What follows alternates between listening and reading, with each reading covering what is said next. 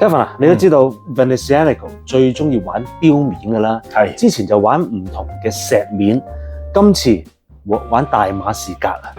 知唔知咩叫大馬士革啊？勁啊！聽到我仲以為係嗰啲聖經嗰啲地方定人名嚟㗎。係最早期應該係聽到大馬士革鋼先啦。係啦，加埋呢個字啦。係啊，嗱，其實大馬士革鋼咧，大家可能有啲會聽過，就係講咧以前係講緊咧源自於古印度一種咧，佢係即係用即係具有獨特花紋嘅一隻叫做咩烏茲鋼，係啦，係一個咁嘅鑄造嘅工藝嚟嘅。咁佢就係以佢鋒利啊、強度好勁而聞名嘅。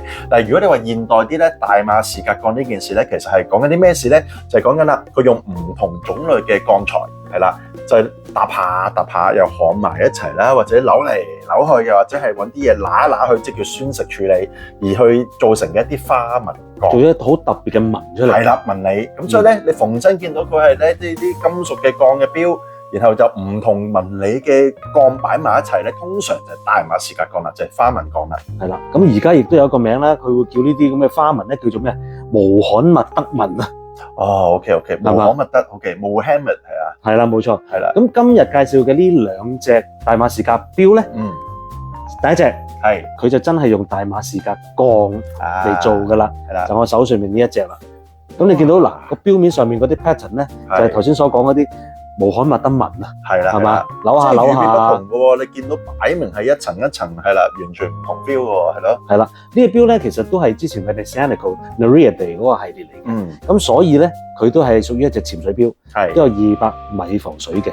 咁啊，今次都係用翻個 SW200機芯啦，但係之前 Venezianico 用 SW200機芯嗰啲款式咧，通常都冇透底嘅。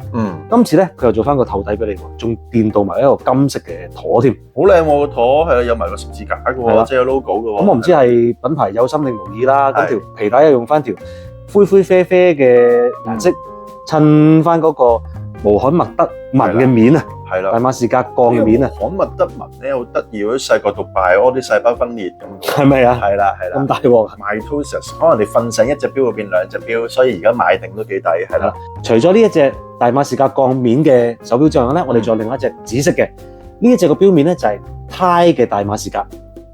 呢個又有咩分別咧？大馬士革鈦嘅咁可以叫佢做都可以嘅。係啦，大家 get 到啦。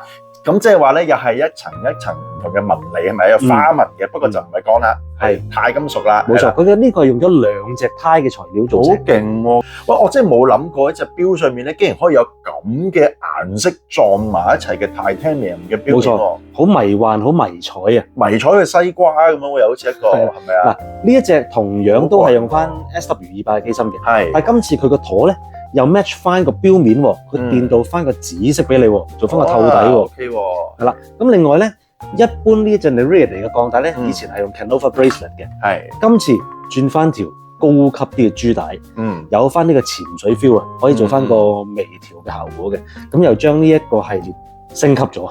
咁所以嗱，呢隻大馬士革嘅錶面啊，有鋼嘅 version 俾你揀，亦都有鈦嘅 version 俾你揀，係啦，咁啊視乎即係個人嘅口味啦。喂，幾威威喎！帶佢出街咧，即係平時都可能玩開錶嗰時 show off 下俾啲 friend 睇噶嘛。係啊，進階啲你應該同佢講，喂，我帶咗隻大馬士鈦出嚟。大馬士鈦同大馬士鋼。係啦，等啲人估你唔到，係啦，你上嚟試下你就知道呢個嘅大馬士，即係你要花紋嘅一個鈦係點嘅即係感覺㗎啦。